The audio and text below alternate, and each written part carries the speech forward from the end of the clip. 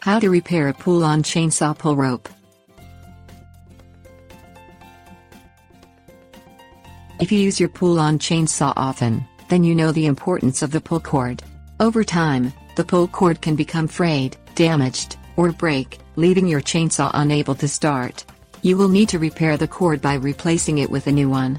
Why not try to do the job on your own instead of taking it to someone who repairs Poulan chainsaws for a living? It is not hard to do, and you will save some money. Things you'll need: screwdriver, new starter cord, Allen wrench.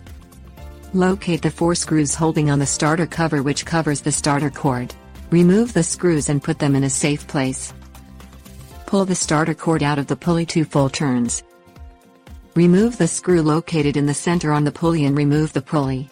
Under the pulley, you will find a spring. Spray the spring with lubricating oil and set aside. Look for the enter clip which resembles a small cube that holds the cord in place. Pry off the center clip with the edge of a small screwdriver. Now you can remove the entire cord. Attach the new cord onto the pulley where you removed the old cord. Place the pulley back on the spring. You will know when it fits properly if it's catching against the spring. The cord should be coming from the bottom of the pulley. Push the new starter cord into the same hole that you just removed the old cord. Reinstall the screw that you removed from the center of the pulley. Use an Allen wrench to finish tightening the screw, but don't make it too tight. Remove the starter rope from the handle. Simply pry off the top on the handle with the edge of a small screwdriver and inside you will find a metal insert. Remove the cord from the metal insert by untying the knot.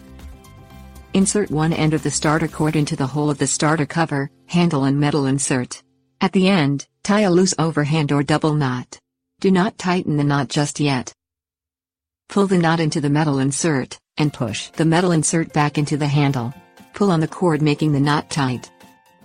Wind the cord onto the pulley and then tension the recoil spring by pulling the cord out of the pulley for 2 full revolutions.